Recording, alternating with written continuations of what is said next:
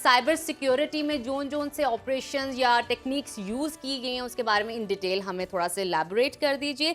और साथ ही साथ सबसे पहले मैं आपसे जानना चाहूँगी कि आपने भी क्या पाकिस्तान की जानिब से होने वाले साइबर ऑपरेशन में हिस्सा लिया? क्योंकि सोशल मीडिया पर ये बड़ा सुनने को मिल रहा है हमजा में। तो हम आप ही से जी, डायरेक्ट अस्सलाम पूछ वालेकुम, लेते थैंक यू हैं। सो मच, आपने मुझे इनवाइट किया। अच्छा, मैं क्लैरिफाई करता चलूँ, मैंने बज़ाते खुद डायरेक्ट ऑपरेशंस में हिस्सा नहीं लिया, मेरी डायरेक्ट इन्वॉल्वमेंट नहीं है, लेकिन इनडायरेक्ट इन्वॉल्वमेंट इस तरह से ज़रूर है कि as a cyber security expert and consultant मैंने पाकिस्तान की साइबर स्पेस को प्रोटेक्ट करने में और उसकी डिफेंसेस को स्ट्रेंथन करने में अपना किरदार ज़रूर अदा किया। बिल्कुल ठीक है। बिल्कुल अच्छा ठीक। हमजा, ये भी बताएं कि साइबर वॉर के बारे में ज़रा हमारे नाजरीन को समझाएं, आम फहम अल्फाज में होती क्या है, और ये जो 5th जनरेशन वॉरफेयर की हम बात कर रहे हैं, हाइब्रिड वॉर्स की बात कर रहे हैं, जदीद जंगों में साइबर स्पेस कितनी अहमियत रखती है और रिवायती जो कन्वेंशनल जंगी हिकमत अमलियाँ होती थी उससे किस तरह डिफरेंट है ये? साइबर वॉर थोड़ी सी इनविजिबल वॉर है जो कि कंप्यूटर्स और आईटी एसेट्स के ऊपर लड़ी जा रही होती है। इसके अंदर मैं अगर 3 हिस्सों में आसान अल्फाज में डिवाइड करूं तो जी। एक कॉन्फ्लिक्ट से पहले का पोर्शन होगा, एक कॉन्फ्लिक्ट के दौरान का पोर्शन होगा और एक कॉन्फ्लिक्ट के बाद का पोर्शन होगा, सो जिसको हम pre conflict and post conflict कहते हैं। जी। इसमें जनरली स्पीकिंग मेन ऑब्जेक्टिव ये है कि सबसे पहले तो साइबर एस्पिनाज किया जाए, यानी कि इंटेलिजेंस गैदरिंग की जाए कंप्यूटर एसेट्स के थ्रू। हम जानते हैं कि जितनी भी रिपोर्ट्स हैं, जितनी भी प्रेजेंटेशंस हैं कंप्यूटर के ऊपर बनाई जाती हैं, जैसे ही कोई चीज़ कंप्यूटर पे या मोबाइल के ऊपर आ जाए किसी भी शेप और फॉर्म में, पिक्चर हो या कोई ऑफिशियल डॉक्यूमेंट हो, वो साइबर वॉरफेयर की डोमेन के अंदर फॉल करना शुरू कर जाता है। और अटैकर्स यानी कि साइबर हैकर्स का काम है कि वो इन्फॉर्मेशन कलेक्ट कर लें, वो इन्फॉर्मेशन गैदर कर लें ताकि अपने एडवर्सरी के ऊपर आपको एक एडवांटेज मिल जाए। ड्यूरिंग कॉन्फ्लिक्ट जो साइबर वॉरफेयर के पर्पसेस हैं उसमें definitely intelligence gathering is one of them, but at the same time वहाँ पे डिस्ट्रॉय एंड डिसरप्ट का जो पर्सपेक्टिव है वो भी इम्प्लीमेंट हो जाता है। बिल्कुल और ठीक। पोस्ट वॉरफेयर के अंदर आप अपनी डैमेज असेसमेंट करते हैं, जाहिर है आप अगर कैपेबल हैं तो आपका एडवर्सरी भी कैपेबल है, तो आप अपनी डैमेज असेसमेंट करते हैं, आप देखते हैं कि आपकी डिफेंस के हवाले से क्या क्या नुकसानात हुए हैं और उन नुकसानात को आप साइबर डोमेन के अंदर रेक्टिफाई भी करते हैं और उनके अगेंस्ट पॉलिसीज बनाते हैं ताकि नेक्स्ट टाइम ये चीज़ें ना हो। बिल्कुल ठीक। हमजा, ये बताइए कि ऑपरेशन सिंदूर के बाद पाकिस्तान साइबर फोर्स ने भारत के खिलाफ साइबर हमले किए। ये बताइए कि इन हमलों की नौइयत और शिद्दत और इसका दायरा कार क्या होता है, और साथ ही साथ साइबर वॉरफेयर की कितनी टाइप्स है? साइबर जो हमारी डिटेल्स के अंदर आ रही थी वो साइबर एस्पोनेज भी हैं, DDoS अटैक्स भी हैं, और क्या क्या हैं? अच्छा, बहुत अच्छा सवाल किया आपने। साइबर हैकिंग, साइबर वॉरफेयर के मल्टीपल एस्पेक्ट्स और मल्टीपल डोमेन्स हैं। उसमें एस्पियोनाज एक है जिसमें हम इंटेलिजेंस गैदरिंग की चीज़ों के ऊपर फोकस कर रहे होते हैं लोग, और उसमें डेटा को कलेक्ट किया जाता है जैसे मैंने पहले एग्जांपल में बताया। दूसरी चीज़ आती है जो ऑपरेशनल पर्सपेक्टिव से डिस्ट्रॉय एंड डिस्ट्रक्ट किया जाता है। अब ऑपरेशन जो हमारा पाकिस्तान की तरफ से हुआ है उसके अंदर हमारी जो आर्म्ड फोर्सेस ने बहुत कोऑर्डिनेटेड किस्म का साइबर अटैक परफॉर्म किया है along with the kinetic operation, यानी कि जहां पे हमारी फिजिकल दुनिया में जंग लड़ना जैसे ही शुरू हुई वैसे ही हमारी साइबर दुनिया में भी जंग लड़ना शुरू हुई। इसके अंदर हमारे साइबर हैकर्स ने इंफॉर्मेशन वॉरफेयर का कॉन्टेक्स्ट इनिशिएट करते हुए इंडिया की वेबसाइट, इंडिया के न्यूज़ चैनल्स और इनकी जो कम्युनिकेशन चैनल्स हैं उनको कॉम्प्रोमाइज करके पाकिस्तान का मैसेज उनके वेब पेजेस के ऊपर डिस्प्ले करवाना शुरू कर दिया। उससे एक साइकोलॉजिकल इम्पैक्ट होता है। फॉर एग्जांपल, एक जो आपका एडवर्सरी है उसको नजर आ रहा है कि एक तरफ तो इन्होंने हमें जमीनी जंग के अंदर और हवाई जंग के अंदर तो चित कर ही दिया, साइबर के अंदर भी ये लोग हमारे घरों तक पहुंच गए, हमारे कंप्यूटर्स, हमारे मोबाइल्स तक पहुंच गए हैं।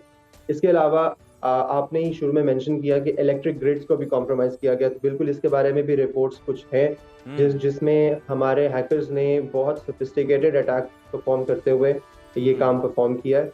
तो this is an extraordinary thing जो कि आज से पहले शायद ही किसी जंग के अंदर हुई हो, और मेरे एनालिसिस के अंदर this is the first time. बिल्कुल हमजा, बहुत सी मिसालें जो हैं वो इस जंग के अंदर जो है एक मुख्तसर जंग के अंदर जो है 4 दिन की जंग के अंदर सेट की गई हैं। हम देखें तो भारत जो है वो खुद को बहुत बड़ा IT चैंपियन समझता है, और सिलिकॉन वैली की तर्ज पर जनाब उन्होंने सिलिकॉन सिटी भी खड़ा किया और पूरी दुनिया को ये बावर कराने की कोशिश की कि IT के शोबे में भारत ही जनाब सबसे आगे है। ऑपरेशन बुनियानुम मरसूस में होने वाले जो ये साइबर हमले हैं इन्होंने भारत के इस दावे को कितना डैमेज किया है? इस दावे को बहुत ज्यादा इन्होंने डैमेज किया, क्योंकि ये फाइनेंशियल पर्सपेक्टिव से आप एक चीज नोट करेंगे कि पता ये चला कि इंडिया सॉफ्टवेयर तो बना लेता है लेकिन सिक्योर सॉफ्टवेयर नहीं बना सकता। इंडिया अपने सॉफ्टवेयर को ही प्रोटेक्ट नहीं कर सका पाकिस्तानी हैकर्स के सामने, तो वो दुनिया के जो सॉफ्टवेयर बना रहा है वो क्या कितने प्रोटेक्ट करेगा। ये अब दुनिया को एक पैगाम गया है इस पूरे ऑपरेशन के अंदर कि आप ध्यान से इनसे सर्विसेज लें, क्योंकि ये खुद भी सिक्योर नहीं है तो आपको क्या सिक्योर करेंगे। अच्छा हमजा, ये भी बताएं कि पाकिस्तानी अवाम ने सोशल मीडिया पर भी एक महाज संभाला हुआ था, बड़े डटे हुए थे उस पर, जिसकी तारीफ दुनिया ने भी की। हर फील्ड से ताल्लुक रखने वाले लोगों ने इसमें बड़ा अहम रोल प्ले किया। दूसरी तरफ इंडियन मीडिया के साथ साथ भारतीय सोशल मीडिया के गैर जिम्मेदाराना अंदाज की अगर हम बात करें तो उसको बड़ा क्रिटिसाइज किया गया है। आप इस पर क्या कमेंट करना चाहेंगे? जो सोशल मीडिया के ऊपर जंग है ये बहुत इंपॉर्टेंट जंग है। हम लोग इसको अंडर एस्टिमेट करते हैं और हम लोग इसको थोड़ा सा मजाक में भी ले जाते हैं। अगर आप थोड़ा सा आजकल की एडवांस दुनिया में एआई को देखें, आपके पास चैट जीपीटी की एग्जांपल है, ये सारा डेटा इसके अंदर आता है जो इंटरनेट के ऊपर सोशल मीडिया के ऊपर मौजूद होता है। इस डेटा के ऊपर ये अपने आप को ट्रेन करता है और उसकी बेसिस पे आगे लोगों को जवाब देता है। विद टाइम हमारे पास जनरली सोर्स ऑफ ट्रुथ सिर्फ और सिर्फ एलएलएम्स और चैट जीपीटी जैसे बॉट्स रह जाएंगे। जैसे आज के दौर में हम लोग गूगल करते आ रहे थे अब तक, और हमसे पिछले लोग किताबें पढ़ते आ रहे थे। हमारे आने वाली जनरेशन ने ना गूगल करना है, ना ही वीडियोस उस तरह से देखनी है और ना ही बुक्स पढ़नी है। तो उनके लिए जो टोटल सोर्स ऑफ ट्रुथ होगा वो होगा जो एआई बॉट्स उनको बताएंगे। एआई बॉट्स को जो डेटा फीड होता है वो सोशल मीडिया और इस तरह के प्लेटफॉर्म्स के थ्रू होता है। तो जो काम हमारे नौजवानों ने किया है ये बहुत पॉजिटिव है कि पाकिस्तानी साइड ऑफ स्टोरी भी हमने प्रेजेंट की दुनिया को, हमने फॉल्स न्यूज को काउंटर किया और अपना नैरेटिव पेश किया। तो इट्स अ वेरी बिग बिल्कुल हमजा, बहुत अच्छा नैरेटिव हमने पेश किया और अब एक पर्सपेक्टिव क्रिएट किया जिसको बहुत सारे ममालिक छुपाने की कोशिश कर रहे थे। मैं आपसे मजीद जानना चाहूंगी, मुस्तकबिल में फ्यूचर की बात की जाए तो साइबर जंगों के इम्कानात को मद्देनजर रखते हुए अगर मैं आपसे पूछूं पाकिस्तान को अपनी साइबर सिक्योरिटी को मजीद मजबूत बनाने के लिए किन शोबों पर मजीद तवज्जो देने की ज़रूरत है, और इसके अलावा अवामी सतह पर साइबर सिक्योरिटी के बारे में शऊर बेदार करना, अवेयरनेस मजीद क्रिएट करना कितना ज़रूरी है और कैसे की जा सकती है? आपका बहुत अच्छा सवाल है और बहुत प्रोग्रेसिव सवाल है। पाकिस्तान एक स्टोर फ्रंट पे है फिजिकल वॉरफेयर। अब डेफिनेटली साइबर वॉरफेयर जो हमने न्यू चीज इंट्रोड्यूस करवाई है, आपका एडवर्सरी भी उस चीज के ऊपर डेफिनेटली आएगा और आपको टारगेट भी करेगा। जिस तरह से हमने उनको किया वैसे ही वो करेगा और उसी फोर्स के साथ करेगा। उस चीज के लिए प्रिपेयर होना हमारे लिए बहुत ज्यादा जरूरी है। मेरा पैगाम उन तमाम आईटी एडमिनिस्ट्रेटर्स के लिए है, डेवलपर्स के लिए है कि अभी से ही एज ऑफ टुडे आप लोग अपनी सिक्योरिटी की चीजों के ऊपर काम करना शुरू कर दें, इस सब्जेक्ट के बारे में पढ़ना शुरू कर दें। फॉर एग्जांपल डेवलपर्स को डेवलपमेंट के साथ साथ secure development and secure programming के ऊपर फोकस करना चाहिए। उनको जानना चाहिए कि ये कैसे होती है और इसको हमने अपने लाइफस्टाइल का पार्ट बनाना है, हमने हर प्रोग्राम हर कोड का पार्ट बनाना है। आईटी एडमिनिस्ट्रेटर्स को चाहिए कि वो अपने टाइमली अपने इंफ्रास्ट्रक्चर, अपने आईटी एसेट्स की सिक्योरिटी ऑडिट रिगरसली करवाएं और साल में 2 दफा 3 दफा जरूर करवाएं, ताकि खुदा ना खास्ता कोई पहले से मौजूद बैकडोर हो, कोई अटैकर पहले से मौजूद हो तो वो आइडेंटिफाई भी हो जाए और वो वीकनेस, वो वनरेबिलिटी, वो इश्यूज आइडेंटिफाई होकर फिक्स भी हो जाए। और मैं जनरल पब्लिक के लिए पैगाम देना चाहूंगा कि आप लोग अपनी सिक्योरिटी को बहुत ज्यादा इम्पोर्टेंट समझें। आपकी security as an individual national security का पार्ट है। आप एक as an individual national security एक बिगर पिक्चर का पार्ट है।